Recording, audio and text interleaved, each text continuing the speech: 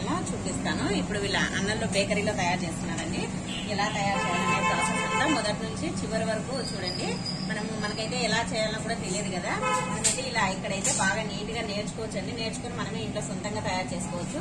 చూడండి ఇప్పుడైతే పిండి అంతా కలిపి ఇలా ముద్దలు చేసి పెట్టేస్తున్నారు. అప్పుడు దానిలోకి స్టఫింగ్ కావాలి కదా, దానికోసం అనేసి కొబ్బరి అండి. ఇది కొబ్బరి, తురిమిన కొబ్బరి తీసుకున్నారు. తురిమిన కొబ్బరి తర్వాత అండి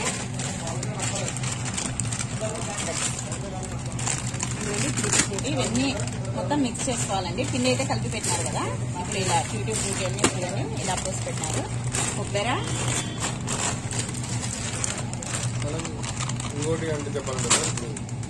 చెప్పండి. రెడ్ కలర్ మనం ఇంత వేసే అవసరం లేదు సార్, కొద్దిగా వేసి చేసుకోవచ్చు ఇంట్లో.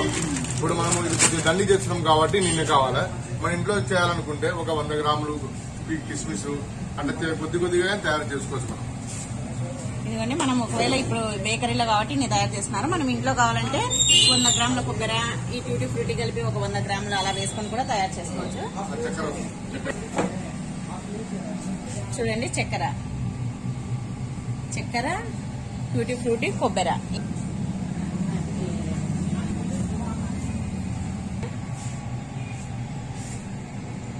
ఒక సైడ్ ఏమో ఇప్పుడు దిల్పస్ అనేది రుద్దుతున్నాడండి. పూరి సైజ్ మెయిన్ రుద్దాలండి. ఈ సైజ్ అండి, మన పూరి ఇంట్లో పూరి చేసుకుంటాం కదా ఆ సైజు ఇలా రుద్ది పక్కన పెట్టేసినాడు. అక్కడైతే అది కలుపుతున్నాడండి, అన్ని బాగా మిక్స్ చేస్తున్నాడు.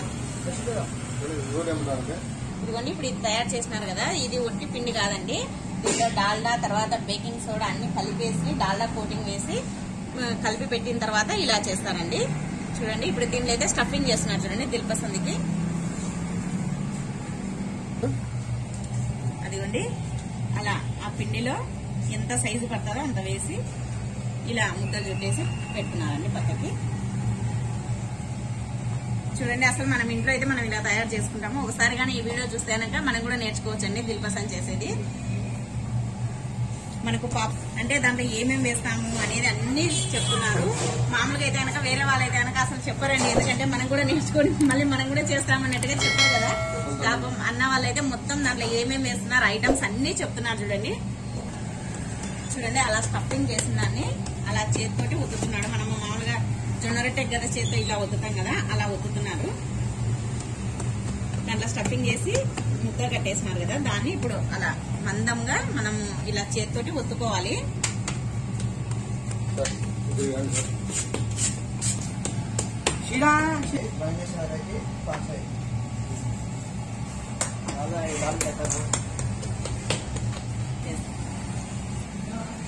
అలా చేసిన తర్వాత మళ్ళీ ఇప్పుడు చూడండి దిల్పసంద్ అంటే అంత ఈజీ కాదు. దిల్పసంద్ కోసం ముగ్గురు కష్టపడుతున్నారండి.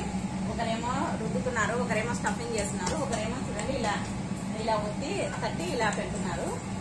ముగ్గురు కలిసి చేస్తున్నారండి. అంటే ఇప్పుడు ఇది తయారు చేస్తున్నారు కదా, ఎన్ని రోజులు పెట్టుకోవచ్చు దీన్ని మనం, అంటే నిల్వ చెడిపోకుండా ఎన్ని రోజులు పెట్టుకోవచ్చు? నిల్వ చెడిపోకుండా అంటే మేడం ఒక 6-7 రోజుల వరకు ఎటువంటి ఏం కాదు మేడం. ఇప్పుడు ఒకవేళ మనం ఒక రౌండ్ దిల్పసంద్ ఉంది కదా మేడం, ఆ దిల్పసంద్ ఒక రోజులో అయిపోతే ఏం ప్రాబ్లం. కొద్ది పీసెస్ 2 పీసెస్ తిరిగినప్పుడు మనం ఒక మంచి బాక్స్ లో దాన్ని గాలి పోకుండా పెట్టేస్తే మనకు వారం వరకు ఎటువంటి ప్రాబ్లం రాదు. అది తీసుకున్న తర్వాత మనము ఆ రోజు అయిపోలేదంటే మిగిలిందంటే దాన్ని పీసెస్ ఉంటాయి కదండి, అది గాలి దగ్గర డబ్బాలో పెట్టేస్తే మాత్రం ఒక వారం రోజుల వరకు ఏమీ కాదంట. ఎందుకంటే అది అలా ఉన్నాయి ఏం కాదు, లోపల ఇవి డ్రై ఫ్రూట్ ఉన్నాయి కదా, ట్యూటీ ఫ్రూటీ అవన్నీ ఎండిపోతాయంట అండి. ఎండిపోయి మనకు టేస్ట్ తెలియదు కదా, అందుకోసమే బాక్స్ లో గాలి దగ్గర బాక్స్ లో పెట్టి ఒక వారం వరకు మనం తినొచ్చంట. దిల్పసంద్ చేసిన తర్వాత దీనికి పైన కోటింగ్ చేస్తున్నారండి. కోటింగ్ వేయడం వల్ల మనకు రెడ్ అండ్ బ్రౌన్ కలర్ ఉంటది కదా, అలా వస్తుంది. చూడండి వేస్తున్నారు.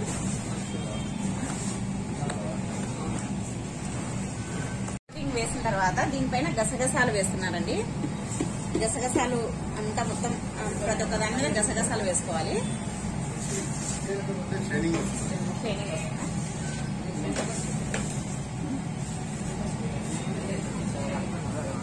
ఇదిగో చూడండి సుమారుగా ఇంత మందం ఉండాలి, ఎందుకంటే మనం స్టఫింగ్ చేసిన తర్వాత ఈ మందం వస్తుందండి. ఇలా ఇది కోటింగ్ వేసేసి దీనిపైన గసగసాలు వేయడం వల్ల చాలా టేస్ట్ ఉంటుంది, తర్వాత మంచి స్మెల్ కూడా ఉంటుంది. చూడండి ఇలా గసగసాలు వేస్తున్నారు. దిల్పసంది ఇప్పుడు ట్రేలో పెట్టేసినారు కదా, ఇప్పుడు దీన్ని ఓవెన్ లో పెడుతున్నారండి. చూడండి ఇదంతా కోటింగ్ వేసి గసగసాలు వేసి పైన ఇప్పుడు దీన్ని ఓవెన్ లో పెడతారు. చూడండి ఓవెన్ లో పెట్టడానికి ఓవెన్ రెడీ చేస్తున్నారు. లోపలికి దొబ్బేస్తున్నారు. ఇప్పుడు అన్న ఇది ఎంతసేపు ఉండాలన్నా? ఇదైతే 28 నిమిషాలు ఉండాలంట అండి. చూడండి ఇక్కడ ఆన్ చేస్తారు. ఆన్ చేస్తున్నారు కదా,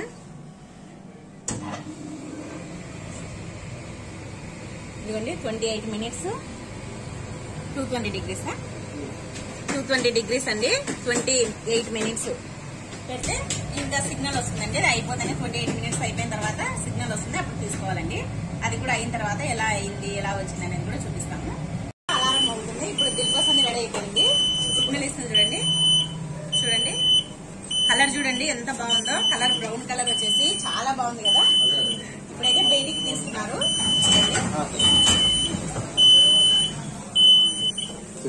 చూడండి బయటికి తీస్తున్నారు. ఇది ఓవెన్ లో ఉంది కాబట్టి ఇప్పుడు ఎక్కువగా హీట్ ఉంటుందండి. చాలా జాగ్రత్తగా పట్టుకొని తీయాలి. ఇదిగోండి అది క్లోజ్ చేసేస్తున్నారు. ఇంకా ఇది చూడండి రెడీ అయిపోయింది. చాలా హీట్ ఉంటుందండి. తీసిన తర్వాత కొద్దిసేపు అసలు దాని దగ్గరికి వెళ్ళొద్దండి. ఎంత బాగుందో కలర్ గానీ, దీని షైనింగ్ గానీ గోల్డెన్ బ్రౌన్ కలర్ లో చాలా బాగుంది కదా. చూస్తుంటేనే నోరు ఊరిపోతుంది, చూస్తుంటేనే తినాలనిపిస్తుంది. ఇంకా వెయిట్ చేయలేమని ఇది తినేసేయాలి.